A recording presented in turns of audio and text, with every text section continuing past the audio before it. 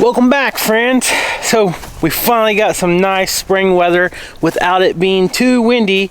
So today we're going to be going down to the lake property, and we are going to attempt to burn that brush pile.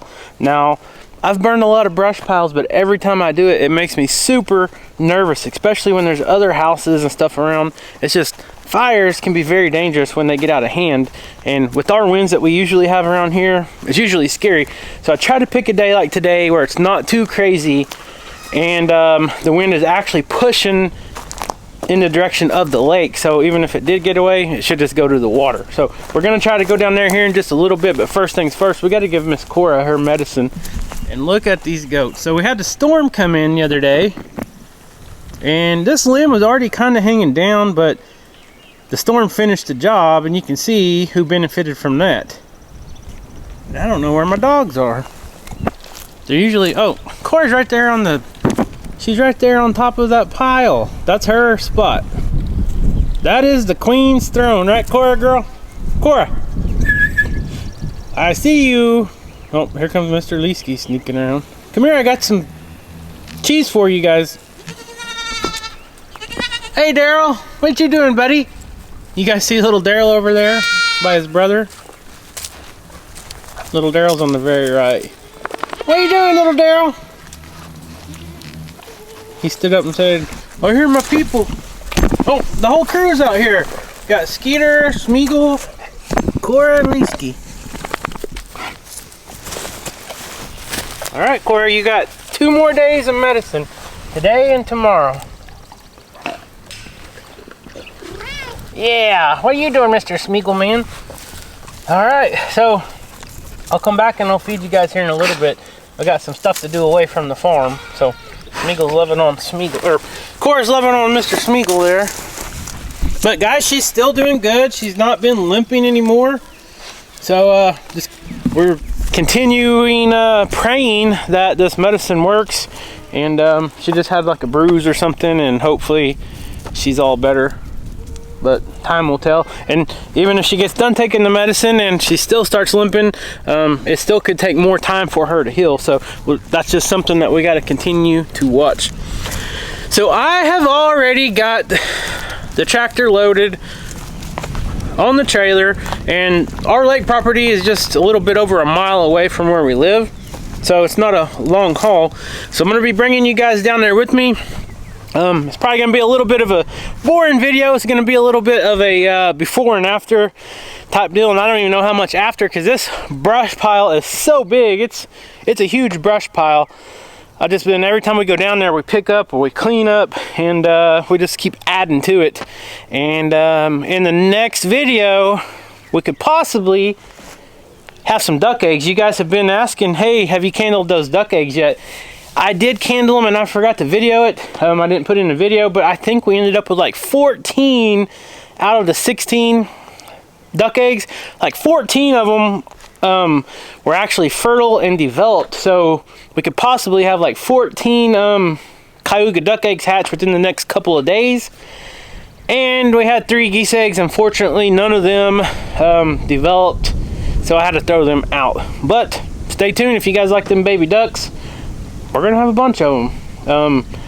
14, that's a lot of baby ducks. So enough gabbing. I'm going to load up some of my tools. I'm gonna grab some diesel and load up the truck and head down to the water property. Now, of course, the wind's starting to pick up just a little bit, but it's still in the direction that we need it to be in. I'll do this again when we get down there just to verify. But yeah, thank you guys for watching this video, and guys, if you're not subscribed, make sure you subscribe down below and leave us a comment. So load up, and we'll see you in a bit.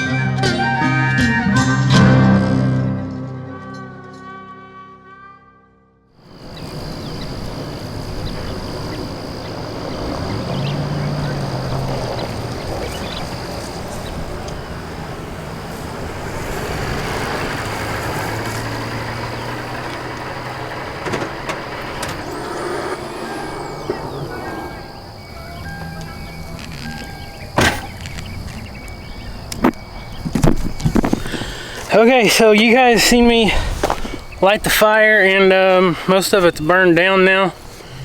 And then about 30 minutes ago or so, I seen one of the neighbors across the street here. He lit a fire, and I seen all the smoke going crazy.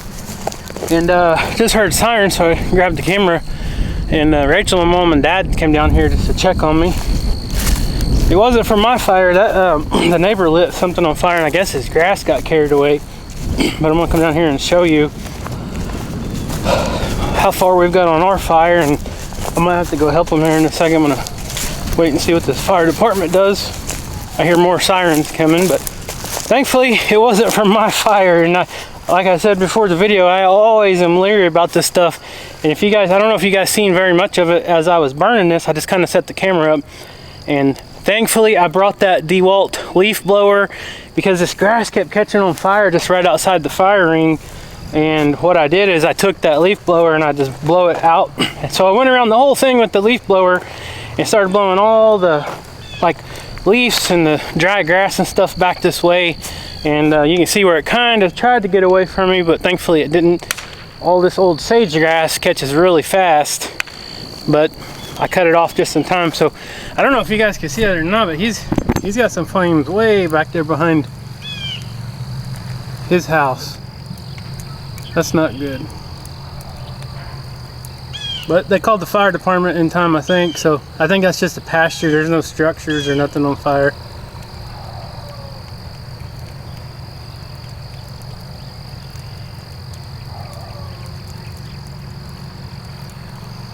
Yeah, they got the fire truck in there now.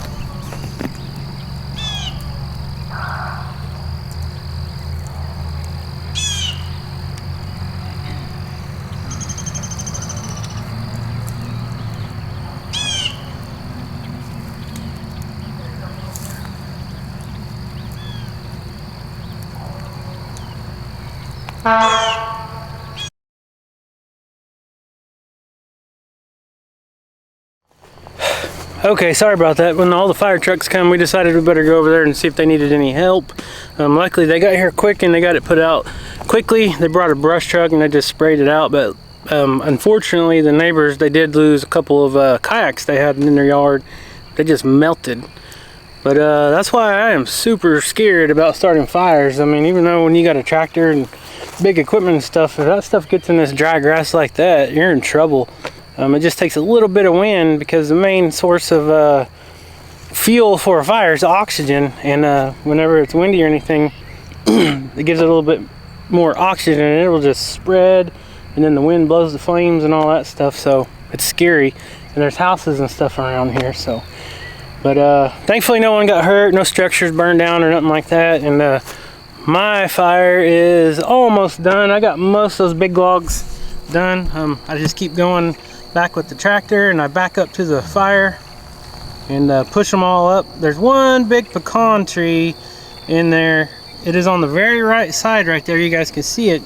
That is the one thing I've been trying to push everything on top of to try to get it to burn up, because that thing is so heavy I can barely even move it. So there's a couple stumps and stuff like that in there. There were some big logs in there, but I think we got most of them.